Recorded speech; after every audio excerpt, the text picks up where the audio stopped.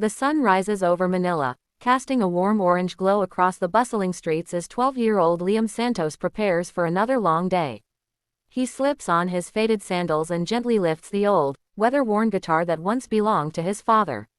Its strings are uneven, its body scratched, but to Liam, it is priceless, his only connection to the man who taught him to love music. Liam walks through the narrow alleyways of Tondo, greeting neighbors who already know him as the Little Singer. The morning is filled with sounds, jeepneys rattling by, vendors shouting prices, and children laughing as they run past. But when Liam begins to sing, everything around him seems to pause for a moment. His voice, unexpectedly powerful for such a small boy, flows through the streets like a warm breeze. He chooses his usual spot near a busy market entrance, where crowds move non-stop. As he sings soulful ballads and Filipino classics, some people drop coins into his small tin can, others stop to record him, charmed by the purity in his tone. His little sister, Mia, often sits beside him, swaying gently to the rhythm. Their mother works long hours, so Liam uses the few pesos he earns to buy rice and simple meals for the family. By noon, the heat becomes intense, but Liam keeps singing. It is his way of escaping, of dreaming. The guitar may be battered, but when he plays it, he feels unstoppable, like the world is listening. One afternoon, a foreign tourist stops in front of him, captivated. She films Liam performing an old soul classic, her eyes wide with admiration. She uploads the clip with a simple caption, "This boy's voice, unbelievable." Neither she nor Liam knows it yet, but that video is about to change his life forever. Liam had only ever dreamed of stepping onto a real stage, but nothing could prepare him for the moment he received the email, "America's Got Talent would like to invite you to audition." He read the message again and again, barely breathing. His mother cried first, quiet, disbelieving tears, then hugged him so tightly he could barely move. For the first time, Liam felt the impossible inching closer. A few weeks later, Liam and his mother boarded a plane for the very first time. As the aircraft soared above Manila's skyline, Liam pressed his face against the window, seeing the city lights fade. "Paris saw ATIN, too, Ma," he whispered. "This is for us." Landing in Los Angeles felt like stepping into a different world. The airport was huge, the air cooler, the people towering over him. Everything felt unreal. The bright advertisements, the endless roads, even the way the buildings stretched into the sky. A staff member from the show picked them up, guiding them to a hotel surrounded by palm trees.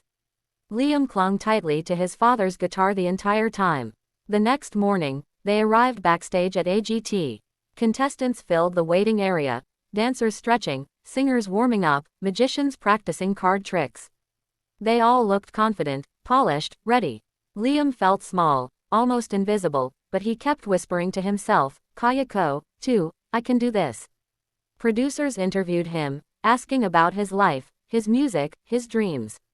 Liam answered shyly but honestly, holding his guitar like a shield. Every minute he waited felt heavier than the last. His palms sweated, his heart pounded, and his mom squeezed his shoulders every few moments. Finally, a staff member called out, "Contestant 317, Liam Santos. You're up." Liam took a deep breath and stepped toward the biggest moment of his life. The stage lights were blinding, so bright that for a moment, Liam couldn't see anything except a vast, glowing emptiness. The floor beneath his feet felt too smooth, too polished, unlike the rough sidewalks of Manila he was used to. He took one shaky step forward, clutching his father's guitar against his chest. Then the lights adjusted, and the world came into focus. In front of him sat the four judges he had only ever seen on YouTube. Simon Cowell, arms crossed, gaze sharp and unreadable, Sofia Vergara, smiling warmly, Heidi Klum, leaning forward with curiosity, and Howie Mandel, giving him an encouraging nod. Behind them, an entire audience waited, thousands of people he didn't know, and millions more watching on TV. Liam's throat tightened. Simon spoke first. "Hello. What's your name?" Liam swallowed. My name is Liam Santos. I'm 12 years old. I'm from Manila, Philippines." "Wow," Heidi said softly. "And what made you come all the way to America's Got Talent?" Liam shifted nervously. I sing on the streets back home. I wanted to try, for my family. And for my papa." His voice cracked slightly on the last word. The audience murmured sympathetically. Sophia asked, Did your father teach you music? Liam nodded, gripping the guitar. Yes, ma'am. He gave me this guitar before he passed away. Even Simon's expression softened. After a pause, he leaned forward. Liam, I want you to forget about all these people here. Forget the cameras. Forget me, even. Just sing from your heart. Sing like you did when no one was watching. Liam inhaled slowly. The stage no longer felt so cold. His mother, watching from the wings, gave him a trembling smile. He positioned his fingers on the guitar strings. The entire theater fell silent. And Liam began to sing. The first note slipped from Liam's lips like a fragile whisper, soft, trembling, unsure. For a heartbeat, the theater remained still, as if waiting to see whether this small boy from Manila could truly deliver something extraordinary. Then, he reached the first chorus. Everything changed. Liam's voice rose with unexpected strength, warm and soulful, carrying a depth far beyond his years. The gentle vibrato he naturally possessed echoed through the auditorium, filling even the highest balcony seats with emotion. His fingers danced across the guitar strings, playing with a confidence he didn't even know he had. It was as though the spirit of his father guided every chord. The audience leaned forward, caught off guard. By the second chorus, people were wiping their eyes. Sophia's hand flew to her chest. Heidi blinked rapidly, fighting tears. Howie nodded with admiration, whispering, "This kid's incredible." And Simon, known for his harsh critiques, didn't blink. His eyes stayed locked on Liam, his expression slowly shifting from curiosity, to disbelief, to awe. As Liam moved into the bridge of the song, something inside him seemed to unlock. The fear melted away. His voice soared higher, richer, overflowing with the stories of the streets he grew up singing on, the struggles, the hopes, the dreams he carried every day. The audience began standing even before he reached the final note. Liam closed his eyes and pushed out the ending with everything he had, his voice cracking with raw emotion. When the last note faded into silence, he opened his eyes to see thousands of people on their feet, cheering, shouting, crying. His chest tightened. His heart raced. He had never felt anything like this, like the whole world was finally hearing him. He looked toward the judges. Simon was still staring, and he was standing. For a long moment, the world seemed frozen. Liam stood on stage, breathless, staring at the sea of standing people cheering his name. He wasn't sure if he was dreaming. His hands trembled, his knees felt weak, and his heart pounded so loudly he could hardly hear anything else. Then he saw Simon Cowell.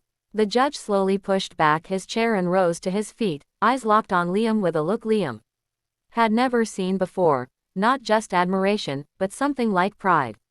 Simon pressed his hands on the table, leaning forward as though studying a miracle right in front of him. Liam, he began, his voice unusually soft. That was one of the most powerful auditions I've ever witnessed. The crowd roared. Liam covered his mouth, tears gathering at the corners of his eyes. His mother, watching anxiously from backstage, clutched her chest, unable to stop shaking. Simon continued, "You didn't just sing. You told a story. You made us feel every word." Then he stepped back. "I think the world needs to hear you." And without another second of hesitation, his hand slammed down onto the golden buzzer. A burst of golden light exploded above Liam as the iconic confetti rained down like shimmering rain. The theater erupted into screams, cheers, and applause. Liam dropped to his knees, overwhelmed, crying openly as he hugged his guitar to his chest. His mother ran onto the stage, tears streaming as she wrapped him in her arms. "Anik, you did it. You really did it," she sobbed. Simon walked onto the stage too, giving Liam a gentle pat on the shoulder. "This is just the beginning," he told him. Liam looked around, at the confetti, the lights, the cheering crowd. The boy who once sang for coins on Manila streets was now on the world stage. And his dream had just begun.